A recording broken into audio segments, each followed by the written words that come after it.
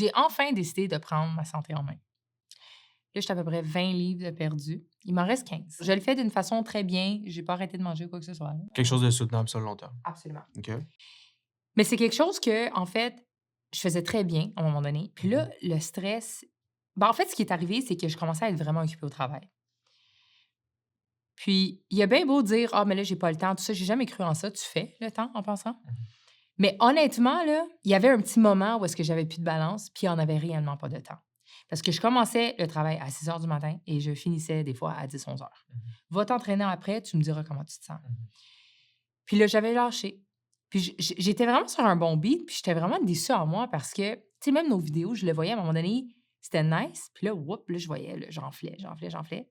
Puis ça me dérangeait. Puis là, tu sais, je craque des jokes des fois. Je suis comme, ah, gars, tu sais, make me look skinny. Ou genre, je vais prendre des photos, je sais pas, moi, professionnelles ou une vidéo pour une maison. Puis je regardais la vidéo, je suis comme, tout ce que je regardais, c'est comment j'ai pu me laisser aller comme ça.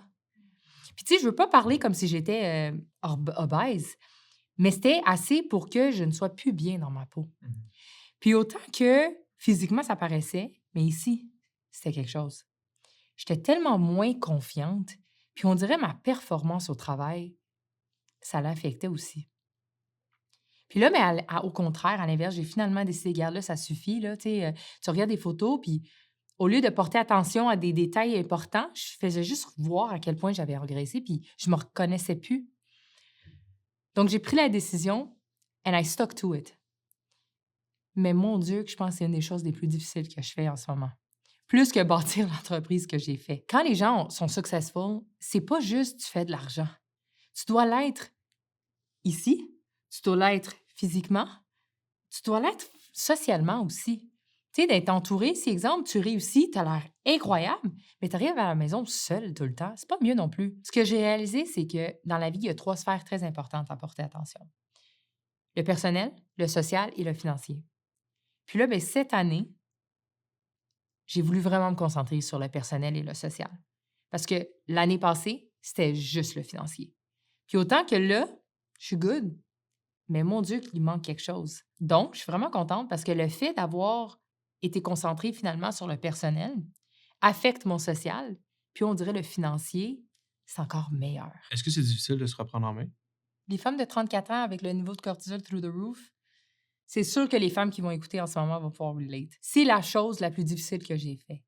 C'est non seulement avoir des habitudes complètement différentes, parce que bon, là, à un moment donné, je regardais même plus ce que je mangeais, ou j'étais tellement occupée durant le jour que j'arrivais à la maison, j'étais affamée, je mangeais comme un homme de 500 livres.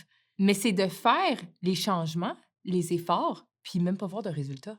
C'est ça qui joue dans la tête parce que t'es comme: «OK, mais là, c'est parce que c'est plus comme avant, là. Avant, j'étais correcte 2, 3 semaines, on mangeait bien, whoop, on voyait l'estomac, ça commençait à être plat, on voyait les résultats, puis ça encourage, right? Mais là, c'est de faire des efforts pendant longtemps puis de rien voir.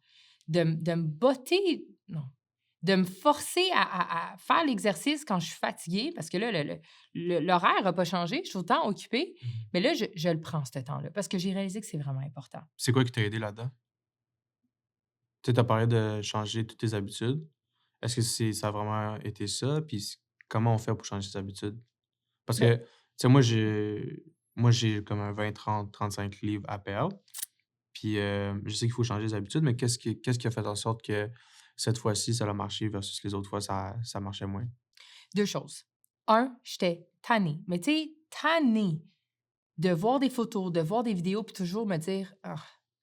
Tu sais, je suis tellement performante au travail, je veux tellement aller à mon potentiel, mais je me regarde physiquement, je suis comme: «Je suis pas à mon potentiel du tout». Ça fit pas. Donc, il y avait ça, que j'étais juste tannée. Tu sais, quand tu es tellement tannée de quelque chose, à un moment donné, Gwen, ça te tente même plus de comme continuer. C'est vraiment les cœurs en titre aigus. Puis de deux, c'était pour être encore plus performant dans ce que je fais. Parce que quand j'étais en forme, ça paraissait que j'étais plus performante au travail. Puis c'est pas comme si j'ai pris 100 livres, mais c'était juste assez pour voir la différence dans la performance au travail. J'étais plus fatiguée plus vite, j'étais moins de bonne humeur. Tu sais, tout joue avec ça. Donc, de bien manger maintenant, d'être contente enfin de me regarder dans le miroir, puis porter mon linge, puis aller à des meetings avec une confiance, parce que cette confiance-là, c'est une énergie, puis ça, les gens le sentent. Je suis certaine qu'aujourd'hui, les gens vont pas me voir puis ils vont voir la grosse différence de perte de poids, mais je suis certaine qu'ils vont voir la différence de confiance que j'ai. Puis à un moment donné, ben, je me suis ramassée aussi à faire des choses que j'étais juste pas fière. Comme quoi? Quand tu arrives à la maison puis tu commences à manger, mais quand je te dis manger, là, Mmh. c'était quasiment, je pensais que j'avais un problème psychologique. Mais à un moment donné, je pensais à ça parce que, tu sais, tu manges, puis là, tu t'endors, right? La pire chose à faire. Mais le lendemain, quand je me réveillais, là, je me rappelais très bien de tout ce que j'ai mangé. Puis j'avais à peine ouvert mes yeux, puis je le sentais dans mon corps, là. Eh boy, tu dors mal, de un. De deux, tu te sens encore pleine de la soirée avant. Mais c'était comme, ben voyons, c'est comme si ce que je faisais, les gestes que je faisais, les comportements que j'avais, les décisions que je prenais, j'en prenais plein de bonnes durant la journée. Puis là, quand j'arrivais à la maison, c'était comme ma façon de décompresser, mais c'est comme la pire chose à faire. Tant qu'à faire, je vais me prendre une bouteille de vin à toutes les soirs, c'est la même chose. De décompresser avec la nourriture excessive, c'est pas mieux. Donc, à un moment donné, j'étais tannée d'agir comme ça, puis je me dis: «Regarde, je vais prendre un miroir, là», puis je me regardais faire. Mmh. Hey, tu te regardes aller, là, Un à miroir, hein? manger un miroir, littéralement. OK. Je l'ai mis, puis là, je mangeais, puis je me regardais. Je te dis! OK. Puis c'est quoi que tu disais? Puis j'étais dégoûtée avec ce que je voyais. J'étais comme: «Ben voyons donc, Tania, tu sais, ce qu'on voit sur les réseaux, la femme forte, là, qui fait ça le soir». Puis ça, c'est la première fois maintenant que j'en parle ouvertement en passant, mais c'est la vérité. Puis j'ai toujours été vraie. Puis c'est quelque chose que j'ai vécu dans la dernière année qui était quand même sérieuse. C'était sévère, mon affaire. Donc, à force de me voir dans le miroir puis juste être complètement dégoûtée avec la personne, je me reconnaissais pas. À un moment donné, j'ai pris mon âge, là, ça suffit. Là. Tu manges quelque chose, tu as un plaisir pendant quoi, 5-10 secondes que tu manges, tu l'envales, c'est fini. Fait que d'avoir ce plaisir-là short term pour le lendemain me voir puis même pas être capable de serrer mes pantalons, je les ai toutes gardé mon linge en passant. Puis je suis tellement contente de pouvoir rentrer dedans aujourd'hui. Donc non, ça a été une expérience cette année que c'était quelque chose. Fait que si je comprends bien, ce qui a fait de la différence versus les autres fois, c'est que ce moment-là, tu étais vraiment tanné de tanner. Tu étais au bout du rouleau, comme on dit, ici. Fait dans le fond, tu étais juste vraiment, vraiment, vraiment tanné. Mais après ça, là, une fois que tu es tanné, c'est quoi tu as fait pour mettre des bonnes habitudes dans ta vie? Est-ce que c'est toi qui cuisines? Est-ce que tu as un coach tout le temps? Qu'est-ce que tu fais? Étant donné que je suis très occupée, je me dis au moins je vais me faciliter. Puis je suis consciente que c'est pas tout le monde qui pourrait avoir accès à ça. Mais mes repas sont faits. J'ai un traiteur qui le fait. OK. Mon programme est fait. J'ai pas besoin de penser à ce que je fais. Je fais juste exécuter. Est-ce que c'est cher, un traiteur? Ben, à la fin de la journée, j'ai fait les calculs. C'est même pas si pire que ça. Parce que, en fait, de un, je sortais souvent au restaurant. Mmh. On va se le dire, Yeah. là. It adds up. Yeah. En ce moment, les repas que je fais, exemple, c'est 20 chaque repas. J'en prends déjeuner, j'en prends souper, dîner. Non. J'en prends dîner, souper. Déjeuner, je me fais quelque chose quick le matin quand je suis à la maison. Mais parce que je suis tellement sortie toute la journée, je les amène avec moi. Ils sont Mmh. déjà préfaits. Si tu calcules l'épicerie, le temps que ça te prend pour tout cuire, de préparer, de nettoyer ta cuisine, parce qu'on va se le dire, du meal prep, ta cuisine en l'air d'un bordel après, mais pour 20 le repas, finalement, c'était comme, tu sais, l'épicerie est quand même rendue chère aujourd'hui. Donc, financièrement, je vois pas tant la différence, mais je me suis bien entourée.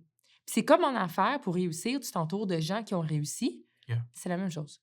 J'ai commencé à me tenir avec des gens qui étaient en forme. J'ai commencé à être coachée. J'ai commencé, tu sais, j'ai tout mis en place, puis tout ce que tu dois faire, c'est exécuter. Là, je suis comme, si je réussis pas ça, là, il y a un problème. Donc, je l'ai juste fait, puis au moins, c'est le fun de enfin voir les résultats. Qu'est-ce que tu dirais à quelqu'un qui était dans ta situation, mais qui veut vraiment changer sa vie, qui veut être tanné justement de se regarder dans le miroir puis de se sentir comme tu te sentais? Qu'est-ce que tu dirais à cette personne? Il faut que tu le mets comme ta priorité. Ma priorité en ce moment, je te dirais, c'est ça. Hier soir, j'ai travaillé jusqu'à 1h30 du matin. Je me suis quand même réveillée ce matin à 5 heures pour m'entraîner. Donc, c'est parce que ça, c'est ma priorité. Le travail, ça l'est aussi. Bon, je suggère pas dormir 3 heures le soir, là. Yeah. C'est une exception, mais n'importe qui aurait fait comme, OK, là, ça va le gym, là. I'm gonna sleep in tonight. I'm gonna sleep in today. Mais c'est tellement rendu ma priorité que je me suis réveillée puis je l'ai fait anyway. Donc, il faut que ça soit vraiment ta priorité. Les excuses, tout le monde s'en fout. C'est l'excuse que tu te fais à toi-même.